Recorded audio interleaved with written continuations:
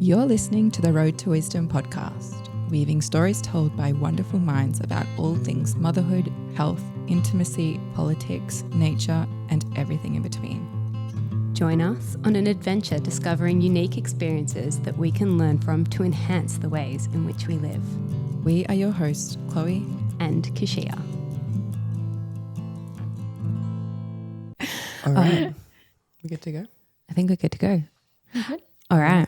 So welcome, Morgan, to the Road to Wisdom podcast. It is so awesome to have you here.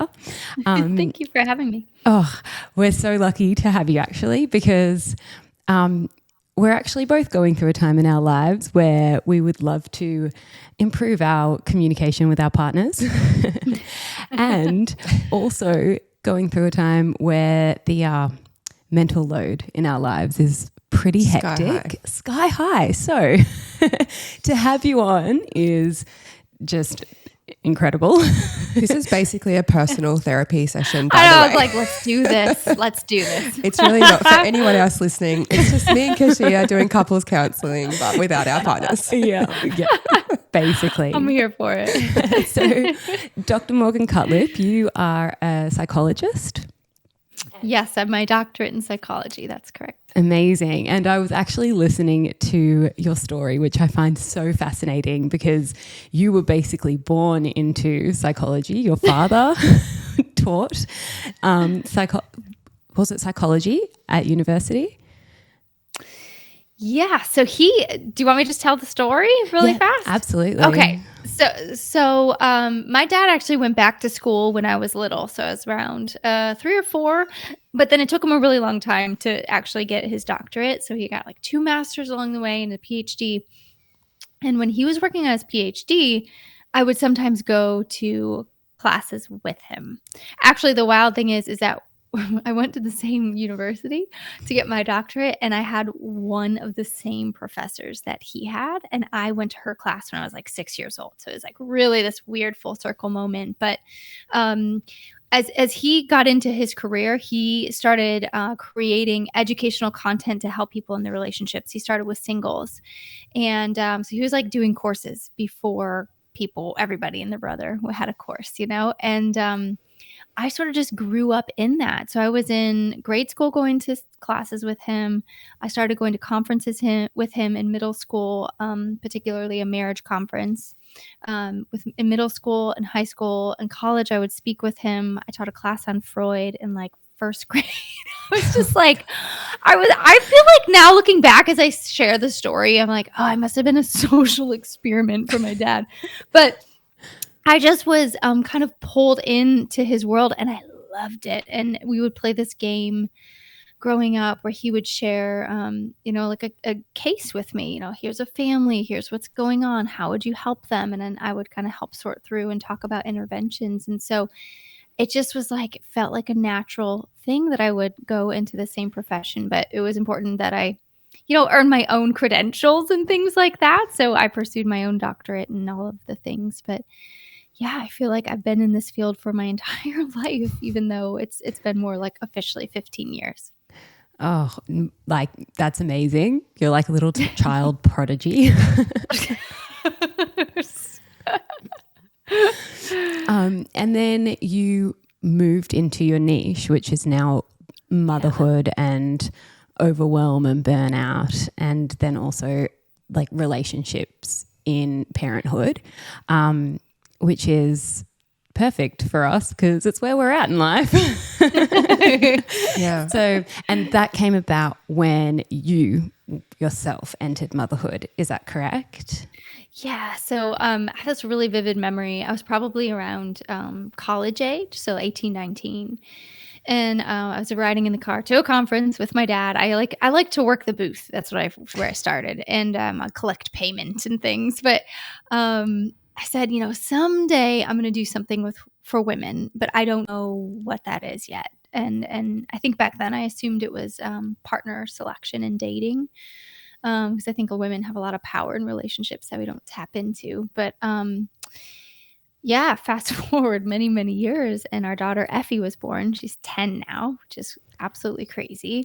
But she was born, and I just really went into motherhood thinking I would be would just crush it. Like, I just thought I would be so good and know exactly what I was doing. I was like, I'm credentialed. I studied human development and family science. This is a breeze, like walk in the park, no big deal. And I just could not believe how intensely I was smacked across the face with the overwhelm, my loss of freedom, the resentment that developed in our relationship, how I felt like I was falling short every single day.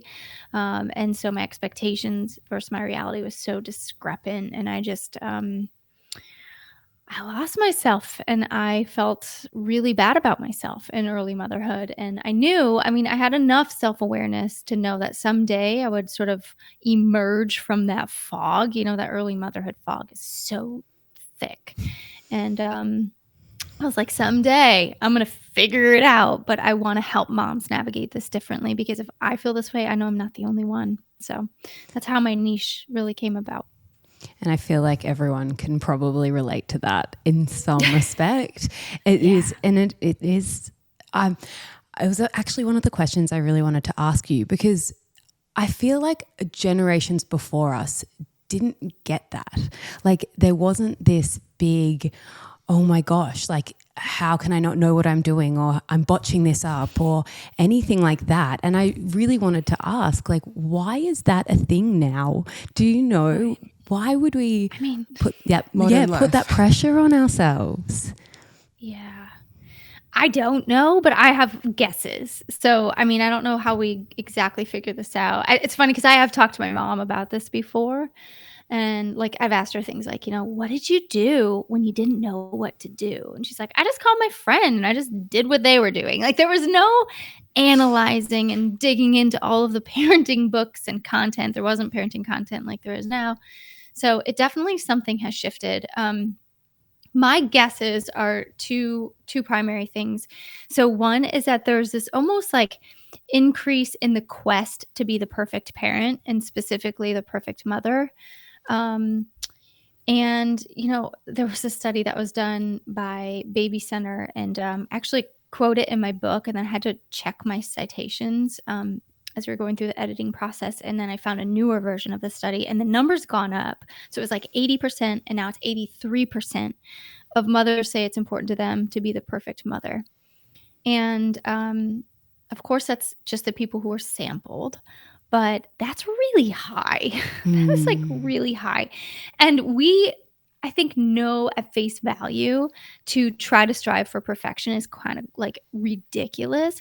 But I do think that the standards we hold ourselves to are like approaching perfection. Like this idea that we will somehow raise these like really self-actualized children who are going to leave childhood with no issues and no, I'm using it lightly if people can't see me, like trauma is like a new thing. This cycle breaker sort of culture we're living in, which is a wonderful thing, but it's maybe gone a little bit extreme to where we're now really hyper vigilant in our parenting, specifically our mothering. And with this really like well-intentioned desire to be amazing parents and specifically mothers comes with it a crazy amount of high expectations. And so I think we were regularly like just setting ourselves up to feel like we're falling short. The second thing is just the amount of content that's available to us. I think we live in information overload. It's so insane. I didn't actually have, I don't know, I just wasn't in that world when our daughter was born, but I did like go into blogs. So now it's like social media. But man, I think I reached the end of the internet trying to figure out a sleep schedule. But it's just gotten more intense. And it's like we've got the books, we've got the blogs, we've got social media content. And I think a couple of things. I think a lot of well-intentioned advice, like there's so many experts, and they're so good. They're so good. But it's well-intentioned advice. But it's like taken out of context a lot of the time. It's like, it's not personalized advice. It's not us sitting here and me like directing you in something to do. It's like, it's just global, like these broad sweeping things. And I remember Effie, I don't actually know if she was a difficult temperament, but like to me, she felt difficult and it could have been just, I was a new mom. But I remember reading a lot of stuff about name it to tame it. I was like, okay, just like name her feeling. And like, I should know this. I was feeling bad about that. Name her feeling and she should be fine. But every time I did that, I just inflamed it. Like it got so much worse for me when I would be like, so you're feeling upset? She'd be like, I am, and she'd be like freaking out. And I was like, something is wrong with me or something's wrong with my kid, but this isn't working. Instead of me saying, this advice isn't a good fit for me and my parenting. So I think that happens a lot. Like we're getting a sliver of advice. It doesn't necessarily apply to our life. And so we end up personalizing it and feeling really bad about ourselves. And then the other piece of the content is just the comparison. It's like there's always going to be a life that looks more fabulous. Like there's going to be a mom who looks more beautiful and put together, or a kid who's like, dressed in like all neutrals and super well behaved. And like there's going to be that Montessori playroom. There's going to be the vacations that just look so freaking epic. And you don't see all the behind the scenes messy parts of it. And so I know that's the cliche part of this answer, but it's true that there is just an endless amount of content to compare ourselves to and make us feel like complete crap. Yeah. I already feel so much better just after that. That's a wrap, folks. I mean, I guess we're done here. No, that really hit a spot for me because it's just the truth. It is the truth. Yeah. We come from times where we've been told, because everything's so, like you said, it's everyone's analyzing, over-analyzing. This like trauma enters the room. All these self-help books have entered the room, and we're like, oh shit, I think I was a bit screwed up as a kid. I really, really, really don't want to make those mistakes. Or like, oh shit, my parents got divorced. I really, really, really don't want to do that. So it's kind of like we are like have to make it perfect. And I can totally see how we've got to this place, and I've never actually really considered that. Yeah. And I wonder, like with all the trauma stuff that's coming out now, and every bloody person and their dog is talking about how, the way you parent, it was actually programmed from your parents, or like the things that are going wrong, or the mistakes you're making, it or must have been your the way you're feeling. Yeah, it was this is generational trauma, or, and it's like, and, because there's that, and look, I'm not saying that's completely off, but because of that, it's like, I feel like that's where the pressure comes in. Like, oh, okay, so I'm doing this because my parents stuffed it up, so I have to make sure I don't stuff it up for my kids. But then where do you go from there? It's too much. It's too much. It's so funny, the generational trauma. I know it's a thing. Like I've read the research, I know, but then also I sometimes just like roll my eyes. Like, is this really like too much knowledge sometimes? I would say like too much of a good thing can become bad. And I think that's where we're at with some of this stuff, where it's like, okay, chill out a little bit, because the reality that we sort of have to come to terms with is that nobody leaves childhood without something.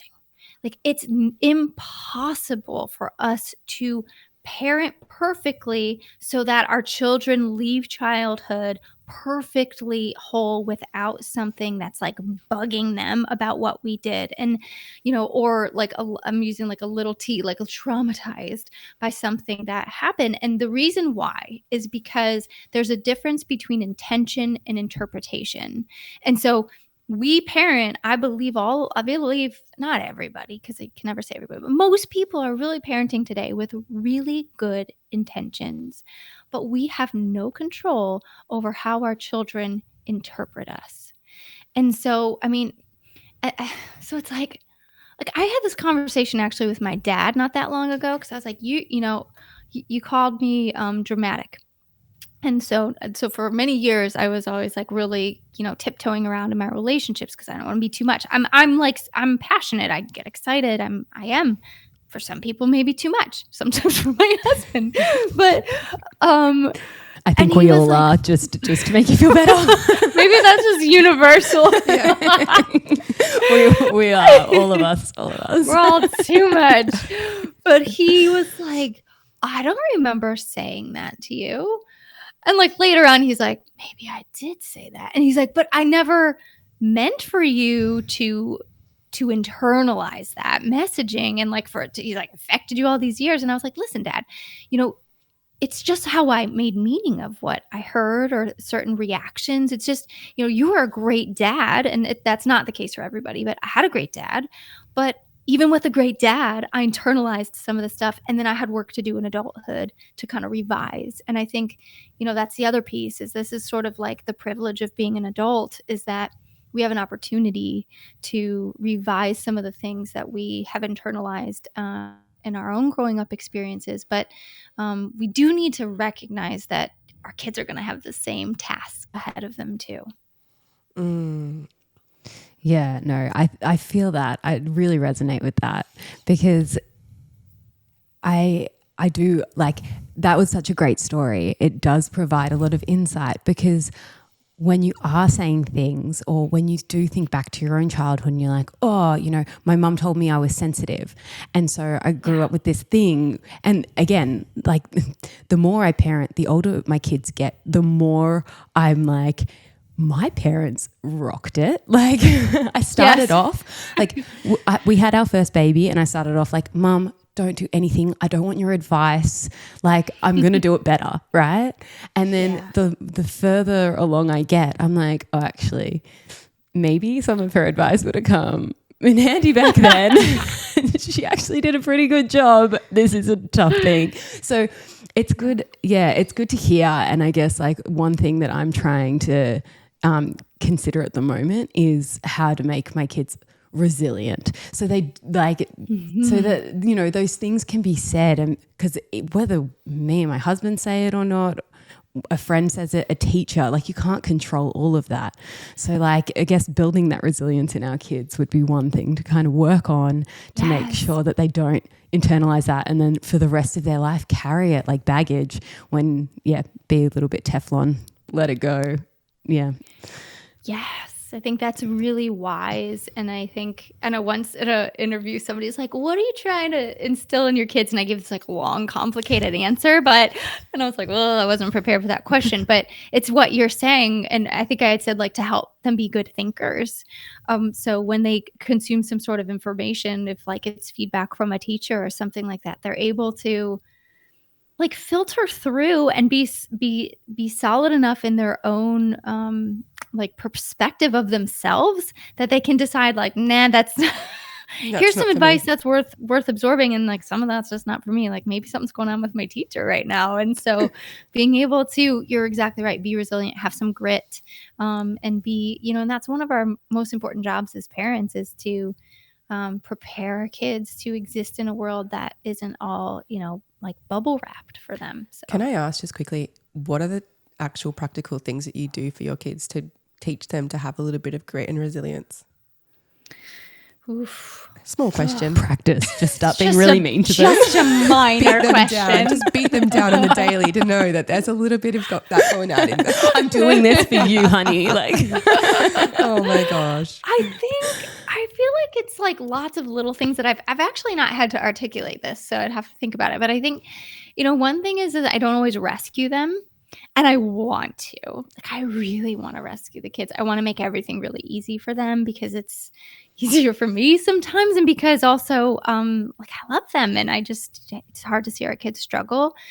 I can't remember the exact scenario. I tell the story in my book where we're leaving like a Memorial Day party or something. This is a couple years ago. And our daughter was just like losing it on the way home. And I think she wanted me to turn around and go back to the party and like help her. I don't remember what it was. Help her do something that she didn't get to do. And I was like, oh, honestly, I considered it. I was like, maybe I'll just turn around. This is terrible. This is the worst. I don't want to listen to this one more minute. I was exhausted. Had like a stomach issue earlier that day. I was like, this is terrible.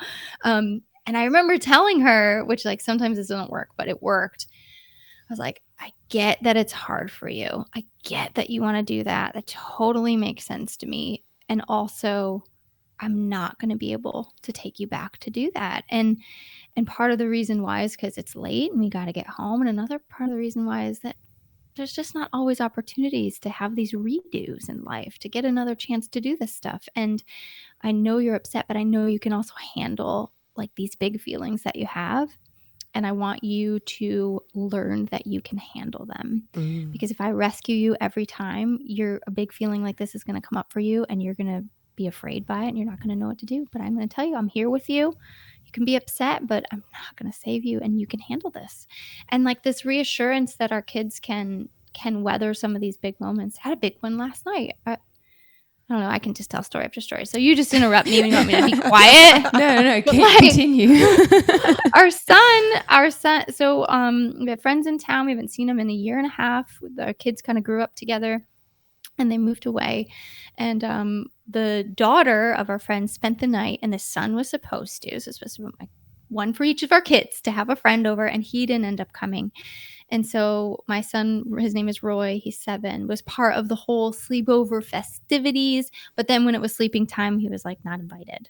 And he's like, just, I'm snuggling him last night so late. And he's like, just for 1 minute, let me go in there. It's so important for 1 minute. And like he had already had a minute.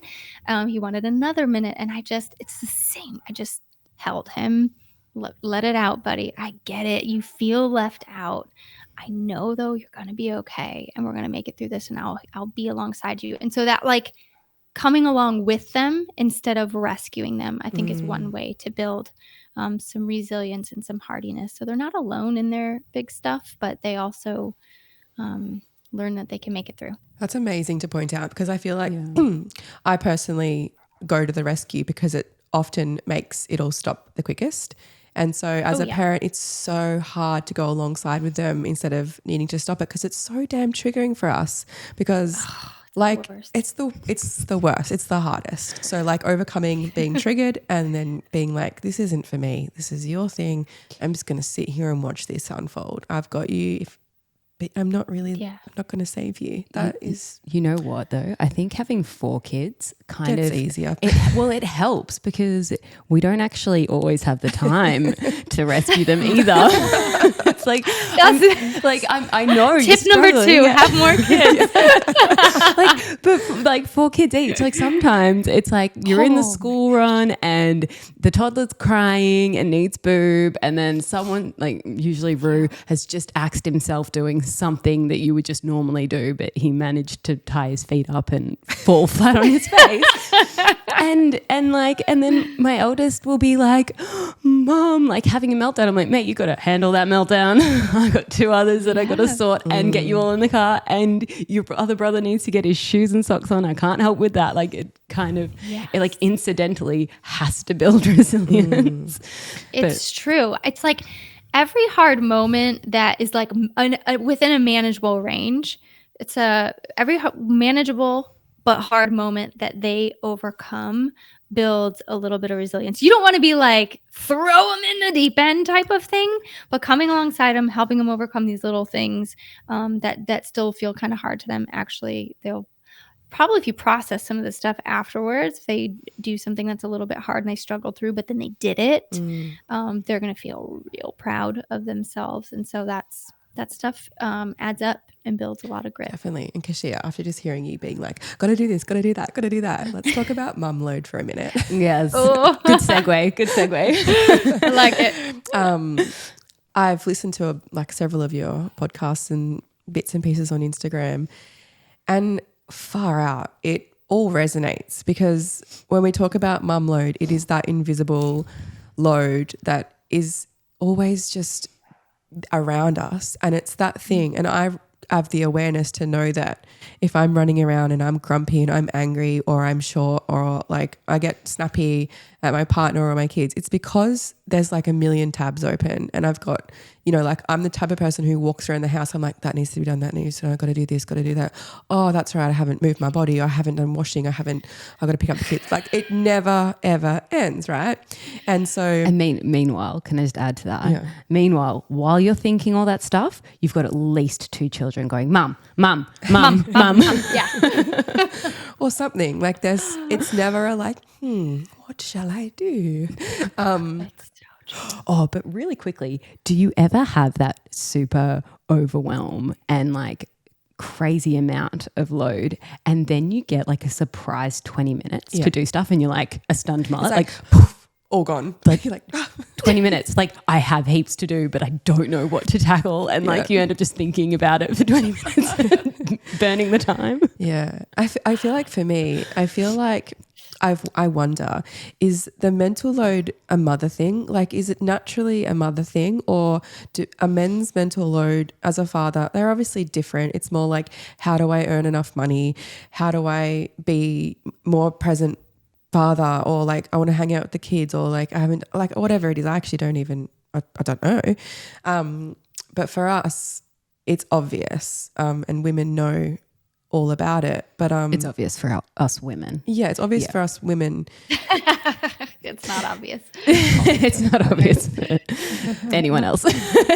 Yeah, I mean, for me, I feel like I feel guilty and naggy, and it's all icky inside my body when I have a million things on my internal to-do list, and I try and delegate, and I've gotten snappy, and he's like, well, what do you want me to do? And I'm like, you should know. Like, how do you not see all this stuff? And he's like, I don't. I genuinely don't. And it's not because my partner's a lazy prick who he's very helpful and like really wants to do stuff, but he just is like, there's something wrong with you.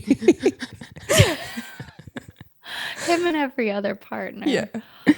Oh, where do you want me to jump in on this? Because there is like... Oof. You wrote a whole book about it, but if we could just make it well, into a short. Actually, that I'm writing. So this is my book 2, is on the mental load. This one will come out in a little while, but it's so I'm still working on it, and I'm actually doing interviews. I'm interviewing women, and I'm hoping to interview some men, because I think we need to get to the bottom of some of these burning questions. Like, do you feel the same I guess thing? like, are men receptive of being like, I need to help, or is it is it a us job? Is it a women's job to be like, I need to take some of this off, and this is how I'm going to talk to you, and this is how we're going to be successful in sharing the load? Like, is it our responsibility as women to take it off and share it around, or, you know, like, or is it up to our men to be like, okay, I'm here, I've got hands, give me the jobs? Yeah. Like, and how do we communicate that? Yeah, I think it's so. You brought up like 1,000 important points as you were talking. So I'm like, blah, blah, blah, my brain was like scrambled eggs right now, because I'm like, wait, which one do I want to talk about? But I think the answer to the specific thing you just said is both. I and some people, like, I don't get a lot of pushback on my content, like, knock on wood. But if I do, it'll be with women being like, we shouldn't have to explain it. You're just giving us more work to do. Like, that, we shouldn't have to explain it. And it's like, well, you know, I get it. In like a perfect world, it'd be awesome to just not have to explain these things and to not even have to talk about it. But a lot of the times, we're the ones who are unhappy with how stuff's going. And so it's like, if we're unhappy and we're wanting to see a change, then we might have to initiate the conversation. So let me backtrack to something that I think is a concept that can be helpful to understand. Oh, you guys both described it to you. That was so nice. Let's have a cup like of tea. The synchronicity of it was just like so awesome. Okay. So we actually really we're like settling in. I was just so dehydrated. I was like, but also we really love to have our opinions validated by professionals over a cuppa. So we figured we'd grab the it tea. out. Let me validate you. yes, thank you. I feel so cozy and comfy now. Sorry. Okay. Let me. Distraction. Okay. This is my personal like understanding of kind of how the mental load starts to build up, and it's also one of the reasons why I like will rationalize sometimes that as women we do need to start the conversation, or we need to sometimes ask for help. The ideal is like our partner starts to step into taking more initiative. That's really what you want to get to, and it should be a balance. Like, sometimes we are going to have to ask for what we need, but they should, over time, as this becomes something you work on, they should be taking more initiative. So I have this concept called piling on precedence. I don't know if I need like a sexier title for this, but that's what I call it. And it's basically like this, is that maybe you could just write piling on precedence leads to juicy intimacy. And No, it takes away from it. Oh, wait. You will have the worst sex. Yes, Okay, so the idea is like when you are in a relationship with your partner, and then whatever it is, whether you're living together, it's a long-term relationship, you get married, whatever that trajectory looks like for you, is that we tend to do stuff out of, like, women are naturally usually caretakers. We do stuff because we love our partners, and it's like well-intentioned, and we're just like, I love you, I'm going to do this to take care of you. And what happens is that it starts to add up. So it's like, I will take care of us by stocking up all the toiletries when they're running low, and our partner just thinks there's never runs out. Oh, weird, my toothpaste is like never ending. All these things, we're just taking care of them out of love, out of just care for our partners, but we never actually talk about it, and it's all invisible. And so we do this before we have kids, and by the time we have kids, we probably have a lot of things that we do this for and around in the house, in the home, in our lives, taking care of, like, all of a sudden you're buying their family presents for their mother and stuff, and you're like, I don't know, I'm just doing it to take care of stuff. But when we do that without talking about it, without it being in their awareness, they remove it from their awareness. They're not thinking about it anymore. Maybe they push back. Like for me, early in marriage, I would like do all this meal stuff, and then I do the dishes, and my husband would like fight me on it. And then all of a sudden he just stopped fighting, and that went on for a long time, and he'd just be on the couch and I'd be doing the dishes. And then it's like, what happened? So, they don't think about it anymore. What happens is then we have kids, and literally overnight, the amount of responsibilities grow exponentially. And so our plates were already usually pretty full going into being parents, and then we become parents, and it's like, holy moly. Then you factor in, just like how you were talking early on about how your mom wanted to give you advice and stuff, and you're like, I don't want it. Like we kind of go into this real protective mode right when we have kids.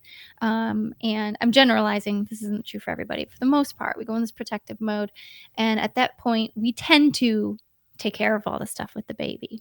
I know how to do it the right way. I know what I'm doing. What have you looked into? What baby book have you read? What have, and so we start to just accumulate all this stuff, and it goes on a long time till kind of like we reach that breaking point where we're huffing and puffing around the house, and we're like, why don't you know these things need done? It's like, well, it's not our fault, but for a majority of stuff, probably a lot of it we've just been doing for years and we never talked about, and it's all been invisible, and our partner totally checked out of that part of life.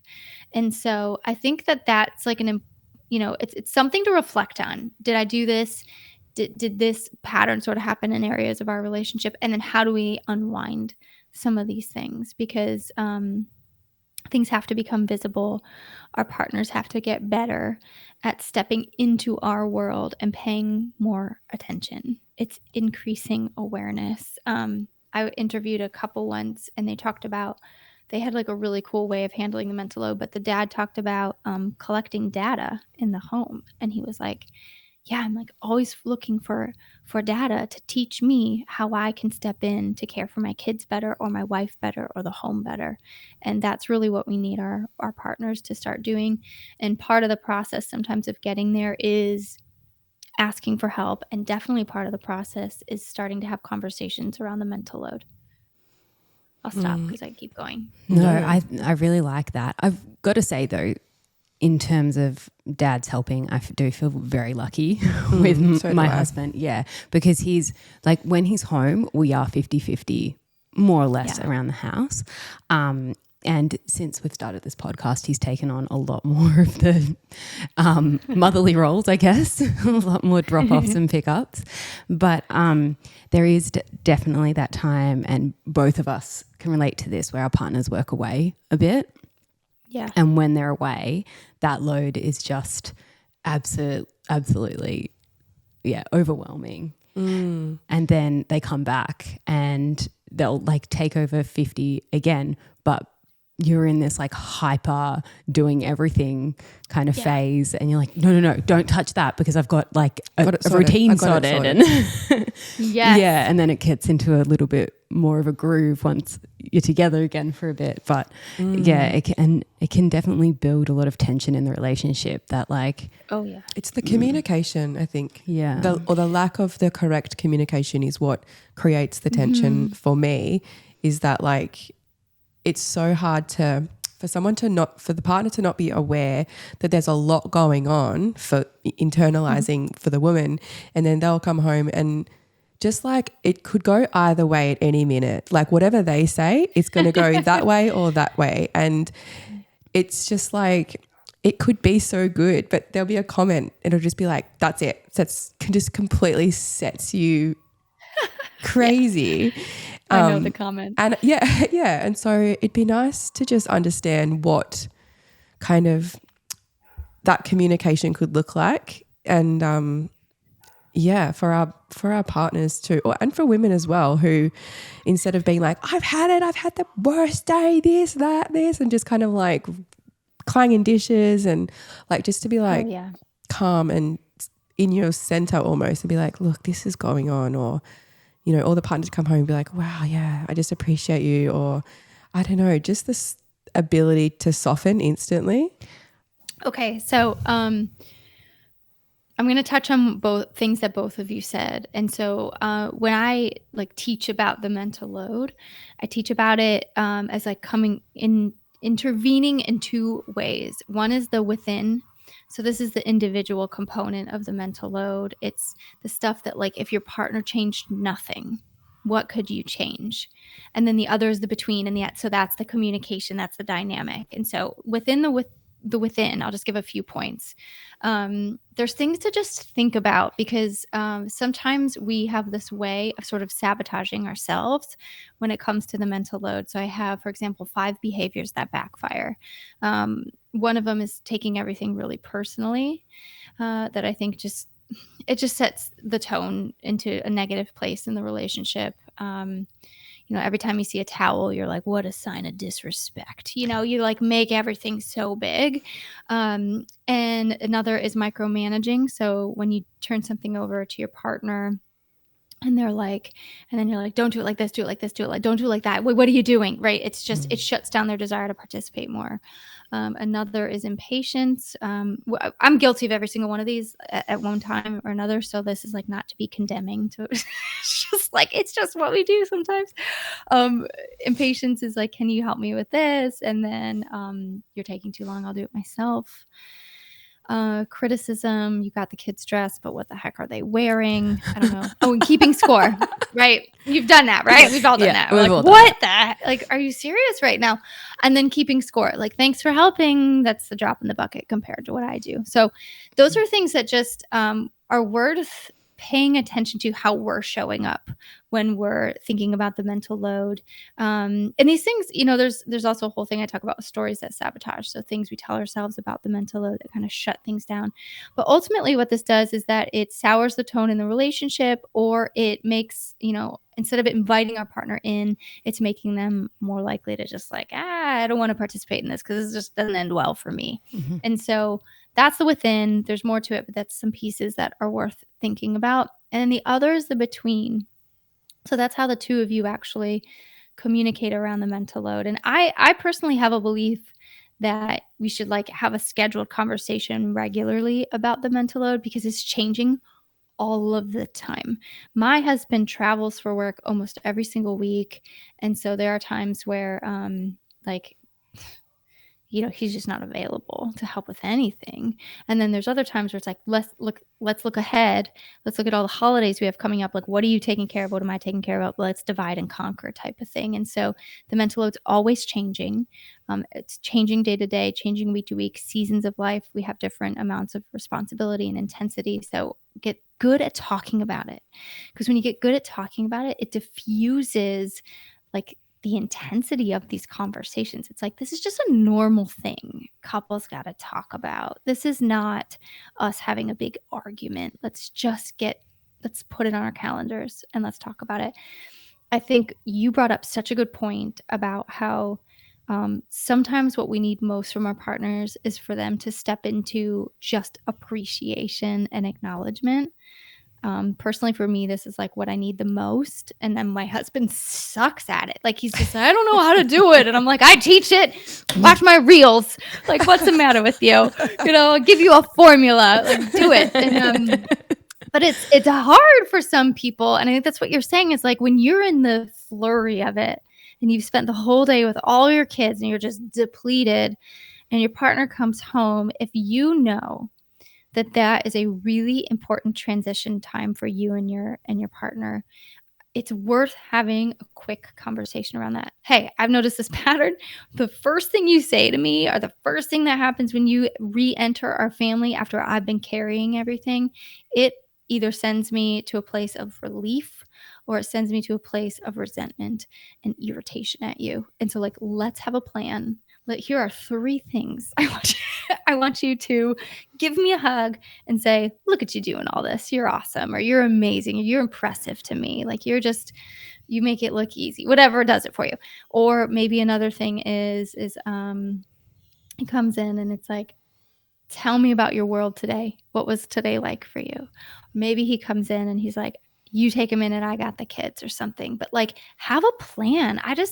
We're like so plan resistant in our relationships because it doesn't seem intuitive, but like we need plans for certain things. If you know that's an important time for you, make a plan with your partner. And I feel like this is a gateway to hot sex, right? Because you're probably not in the mood as a woman who has a big mental load, who's gotten some like negative, not great energy from partner when they enter the space. And then, like it's not really a recipe for intimacy. No. And I guess like the switching over, which I mean, is talked about a lot, the switching over from mother role and caretaker role to like I'm a sensual being role it's hard. That's like a big bridge that you've got to cross. And if and if you've got no help to feel that sensual body, you know, anything, or just a little break from the motherhood, this parent teacher interview, this meal, what am I cooking tomorrow? Oh, I need to make sure that I get whoever new shoes. How does the man just be like, I'm going to take you from that and I'm going to just put you here for a while and we're going to do this? Like, what's the recipe? Can you talk to the men for a hot minute? I know. I feel like it's something that gets really like overly complicated where it probably isn't that big of a deal. I don't know for both of you, but like for me, it takes very little to like diffuse any of that just kind of like sense of overwhelm if my partner steps into the relationship in the right ways. So I can speak to like what people in my community say. So a lot of people in my community say appreciation. So if you like really want to have like happy wife type of thing, happy partner, is expressing a lot of appreciation. So they feel really seen and validated, not just like you're a good mom. I think we could say that to a tree. Like that is not impactful. I can't stand that compliment. Okay, thanks. Like, I know. It's like, why do you think I am? What do you see? What do you notice that I do? How do I make your life better? You know, that's kind of really what a compliment should get at. It should be, I see this, I appreciate this, and this is how it makes my life better. And that makes a really powerful compliment. So that's one. And another is, I think like showing a desire to be connected and close to us that is not sexual. So whether it's like a touch that doesn't go anywhere, wrapping arms around us while we're like, you know, doing something just routine in our day and like giving us a squeeze, planning a date. I got that one the most out of anything. Plan a stinking date. For Pete's sake, we do so much to be thinking about and caring about everyone else in our lives. We need somebody to like do that for us sometimes. And can I interject there too?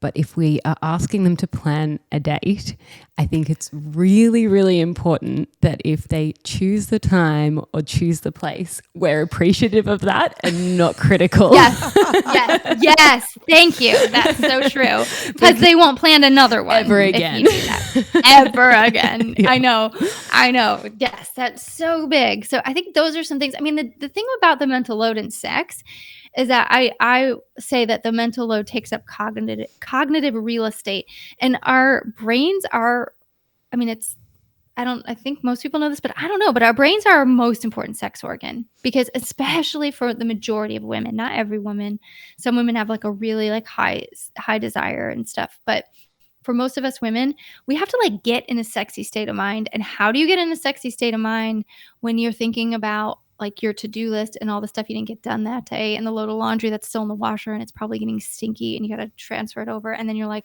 oh yeah, sex, go away. You know, it's just like it's really hard to create space for those thoughts when we are overwhelmed, and then add in feeling unappreciated, feeling like we're not pursued except when our partner wants to have sex. All these things are crowding out our desire to have sex. And so if you think about it in that sense, it's like our partner's job, if they're wanting to spice up the sex life, is like, how do I make room in their brains? How do I make room for them to even think about that? Because I think a lot of us, it's like, there's no room left for this. So I'm not sure where that fits in. I think men probably just look at it like, oh, you're just a mum, and like, I understand you're just busy and touched out and breastfeeding. But I just don't think that's the case. I think it's more, because I've thought about this, and it's not any of that. It's just the mental load, and it's not thinking about it. And it's general fatigue for me anyway. Yeah. Gets to the end of the day. But and how I'm much, but how much can like, how much can that affection and just that little bit of, I don't know, for me, but it can energize me. Oh, 100%. You know, like if I'm feeling so flat, and then he comes home and he's like, there's an obvious passing of gratitude or appreciation. I'm just like, or desire. Oh, I'm good. Like, I'm actually good. Yeah.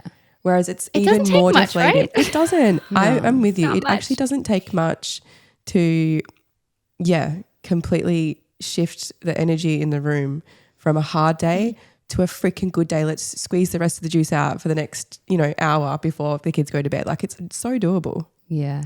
I actually did a lot of research on this. I don't know. Have you heard of Laura Doyle, Morgan? Yes. Yeah. Yeah. So it's a cringeworthy title. But oh God, I can't even remember. It's the something wife, the submissive wife or something like that. Yeah. I think I remember this book from when we were in Toronto. Yeah, and I was please Surrendered. Surrendered wife. The surrendered wife. So I got past that book from a friend, and when I got it, like every single part of me was just like, ugh. She's like, you've got to read it. I'm like, oh, okay. I can't let anyone see me reading this. But there is a lot in there that is actually that speaks to us, like taking the first step and like inviting that in. And she also like makes you take accountability for any of the times that would have happened, and maybe at the start of the relationship or a year ago or 3 years ago or whatever, your man was like doing these things and you were just so tapped out and in like go mode that you didn't appreciate it. And then they so just it just stop. stops. Yeah. So there was like, because I don't want to give our men too much. Like, this is your responsibility. You want sex, you do this. But like, there is an aspect that we can take on as well and introduce those things. And I read it a while ago, so I can't remember it. But Morgan, if your brain is less Swiss cheese than mine. I will confess I didn't read it, but I know who Laura Doyle is. But something I haven't talked about sex in a while on my account, but I used to do series on different topics, and I do a whole one. Like I did a whole one on infidelity, a whole one on sex. This is before I niched into mom stuff, and something that I talk a lot about, and I do talk about it in my book, which is that we have to take ownership over our sexual relationship. And I'm not sure if this is in line with what she's saying too, but I think a lot of us also, so if we take kind of the flip side, a lot of us think of sex as like something we do for our partners.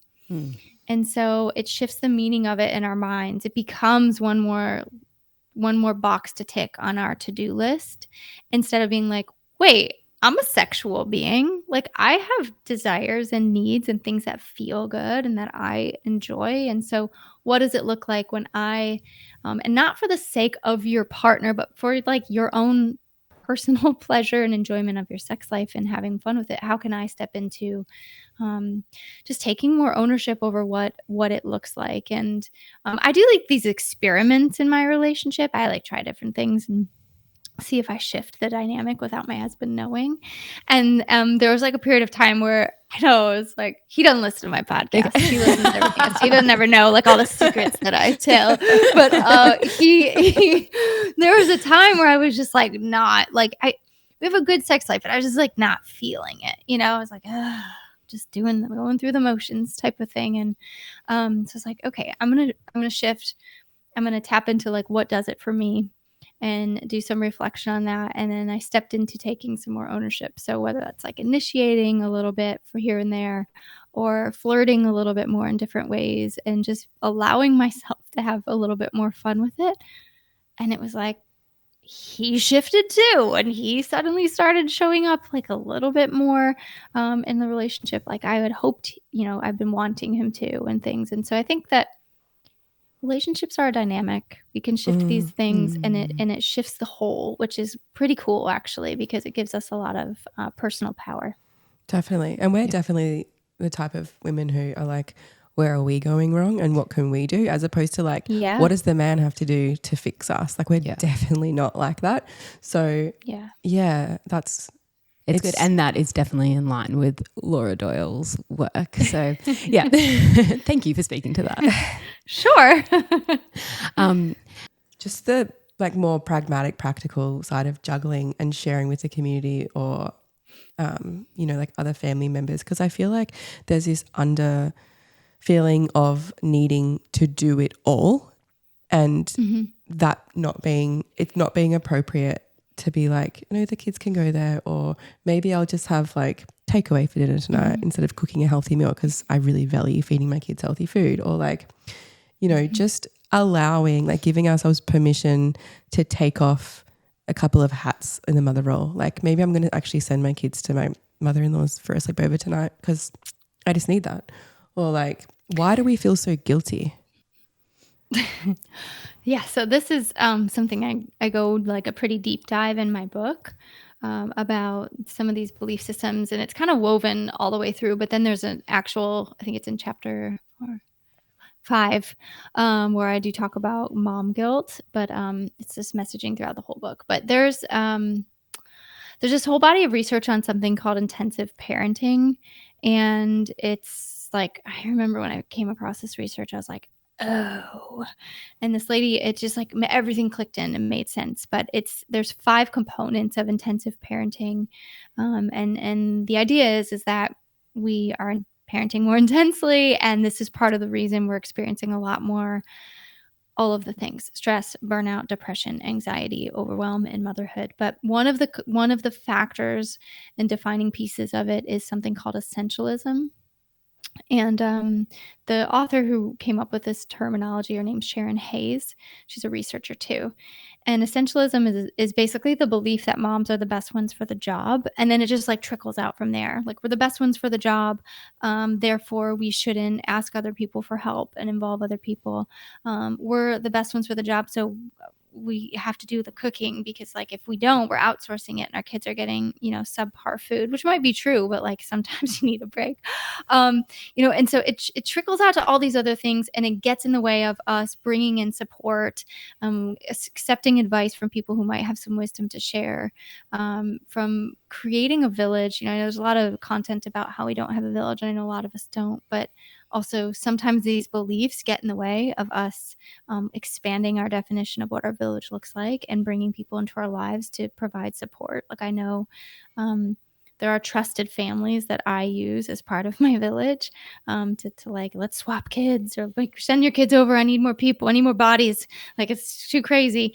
They're at each other's throats. And so I think, this is something that it's really important for moms to examine if they're buying into this belief. And there's many, many others. But when we understand some of the beliefs operating in the background that self-sabotage our ability to get rest, find support, get a break, then we need to decide, maybe it's time to revise some of these. Maybe it's time to start acting a little bit differently before we feel okay with some of this stuff, as long as our children are safe, to be able to move out of some of this burnout and things like that. And so our belief systems can really create a lot of guilt and feelings of falling short. And that's the thing with guilt. Guilt usually comes from some really incredibly impossible standards we set for ourselves that we can't possibly live up to. And so they require examination and revision.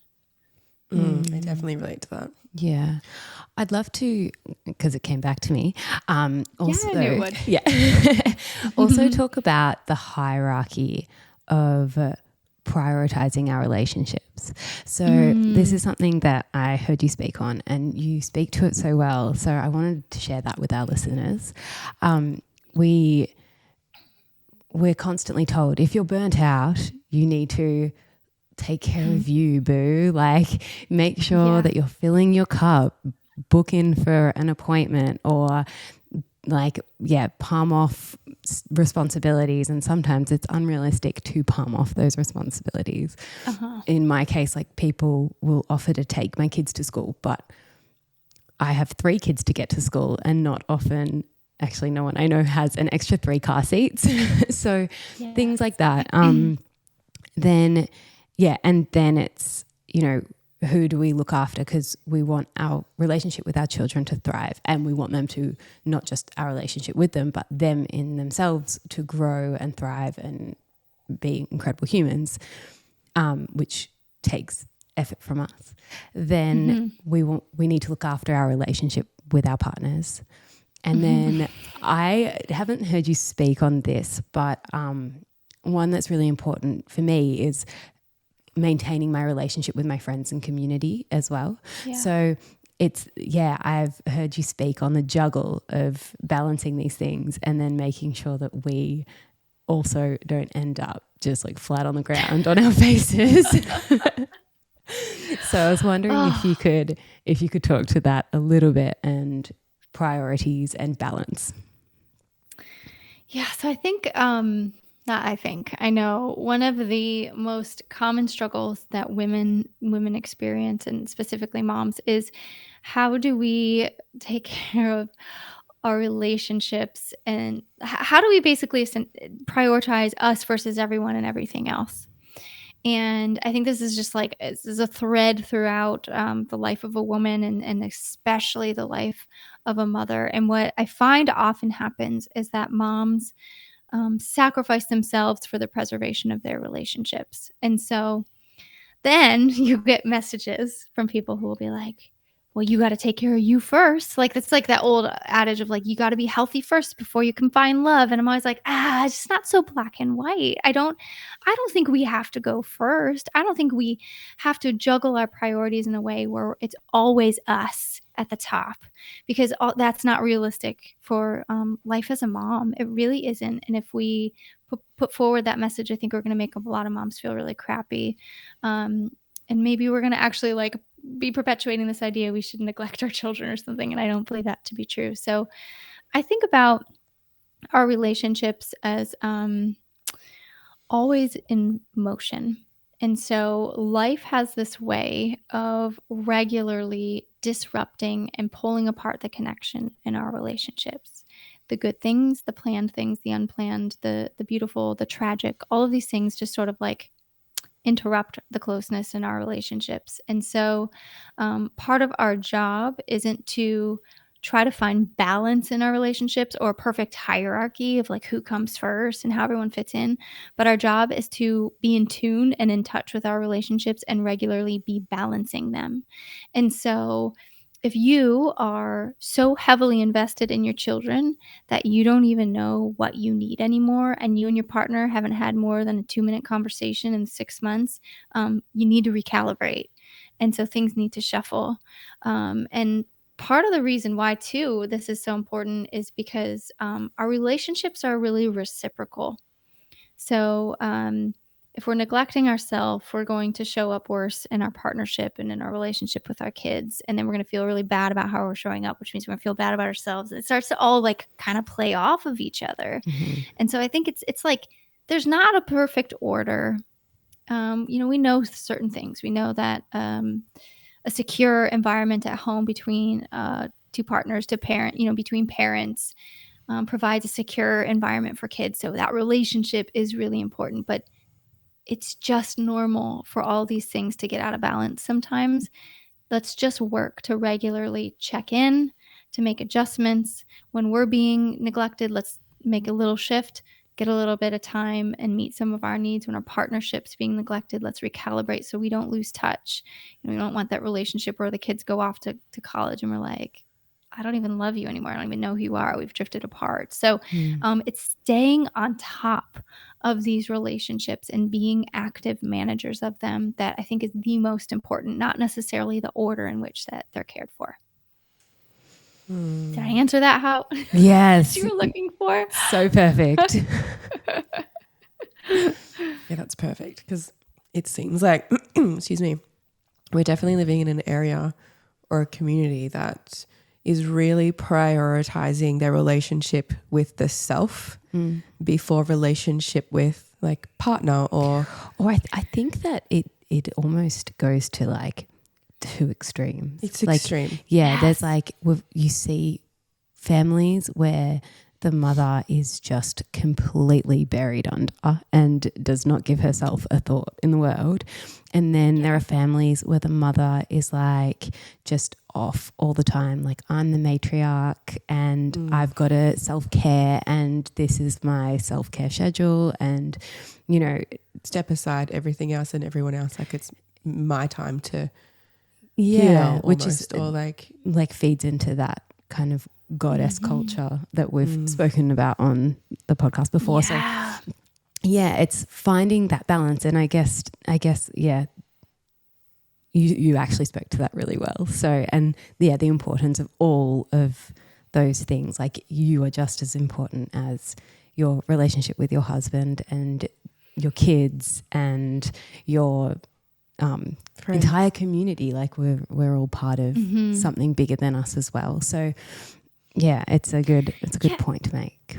And I think we just feel like it's fun. It's interesting to hear you talk about these like two extremes, because I do think our culture can feed almost this, and I'm using not the clinical definition, but it can almost feed this like narcissism, which is like really careful about in my book, because to not feed that, because I don't think that we need to be all about us. I just think we need to be considered and we need to be factored in.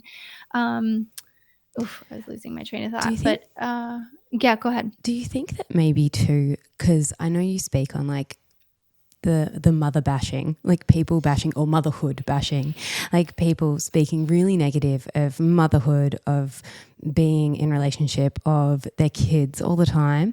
And that's something that we try not to do because it is so prevalent at the moment. And do you think that kind of feeds into that, and that's why you need to look after you like first? I've been pondering that. Yeah, I do think. Yeah, I think we kind of have this mentality about motherhood. Not everybody. It's again like there's just these dichotomies that are sort of developing that I find really obnoxious, actually. But I think that one of them on the negative side is that motherhood takes more than it gives. Like it just sucks the life out of you. It depletes you. It's like our children are like parasites type of mentality. And I think when you really are operating in motherhood with that mentality, you're actually going to feel crappier in motherhood, or you're going to start to become almost like righteous about your own care. And I just think that's not what we're after. I think what we're after and what the goal really should be is that we all want to be good moms. Like I think we should really be like, we should be wanting to be good moms, but we should also, strive to feel good in motherhood. I think there's a way to navigate both in a way that's honoring of you as a mom, as a woman, as an individual that's not just a mom, and also is honoring to our children and how we want to raise them and care for them. And part of it is like normalizing that things are going to get messy and out of balance sometimes. But when you are regularly touching base on your relationships, you can make these shifts. It's just like, thinking about, I feel like a time it's really obvious is that when you have one kid and you're about to welcome another, and like all of us moms are like, oh no, I'm never going to have that same precious time with my firstborn. We're going to lose touch. And then your second's born. And then that kind of happens a little bit where you're like, oh, I feel a bit disconnected. And we don't stop there. We do something about it. We carve out a little bit of time. We do a date. We play for a little bit uninterrupted during a nap or something. Like we do the things to recalibrate our relationship with our firstborn. And I think we need to generalize that to a relationship with ourselves, relationship with our partner, relationship with our kids. Let's just touch base, make some small adjustments. And that's I hate to say it like this, but I can't think of a better word. That's a healthier way of approaching it than going in either extreme. Yeah. No, that's good. I'm learning about balance. So it's good to hear everyone speak on it because, I do feel like in society, like there are so many, just everyone's taking extremes at the moment and everyone, and I mean that even wraps back into what you said earlier about, all the information and trying to implement all the information, whereas we're adults and we can get information. And I've even found this since we've started the podcast, like I'll get information from one of our guests and be like, you know what? I don't know if I fully agree with that, or maybe just it's not right for me right now. And so I can take that on board and I appreciate the information, but I don't need to implement that, or I don't need to see that as true in every single situation, which I think is a really big lesson for everyone out there because since jumping back on social media, which I had a big hiatus from, it seems like everyone can tend to, like someone will say something and then we think that is something that everyone needs to apply, or it applies in every single situation, which is absolutely never the case. And it may not even be the case in most situations, but we can take the information. And if it does apply to us, great, we've learnt something. And if it doesn't, well, it's probably helped someone else and we can move on. Groundbreaking. Exactly. I feel like it needed to be said. It does. And it's like nice to hear. And I think like all of us moms could take just a lesson from what you're saying is like how we consume the content we're exposed to is so important. And that having that awareness of like, I don't have to take all this in. I can scroll on by. I can listen and say, thanks for that. I don't know if that fits for me. And we can sort of boundary that in ways that fit for us. And then I guess we're also modeling a little bit of resilience for our children, which is little bonus. Yeah, that's all such good, hearty, big hug information to absorb. It is. And Morgan, you are just so beautiful. The way, like just your presence and the way you speak on these things, like it's really, like the things that you're saying are so down the line, but it has a balance about it and it's really comforting and logical and relevant for everyone. So no, it's really, thank you for coming on. And I think a lot of people are going to get a lot out of this conversation. And your upcoming book too. When will it be available? Yes. Oh, thank you. That's like the nicest compliment. Really appreciate it. My book is out September 19th, but it's for pre-order now, and it's called Love Your Kids Without Losing Yourself: 5 Steps to Banish Guilt and Beat Burnout When You Already Have Too Much to Do. And I'm really excited about it. I've wanted to write this book for, 7 or 8 years, and just like so thrilled to put it out in the world. And I believe it will really, really help moms. It's practical. It's relatable. It's like coffee with a friend who has credentials. That's kind of how it reads. Which is what we're down for. And we are so good for that. That's right. Or tea. The coffee comes a little bit later.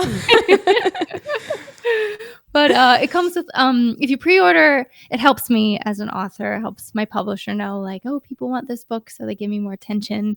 It helps towards the list stuff, which is a hard thing to make, but why not?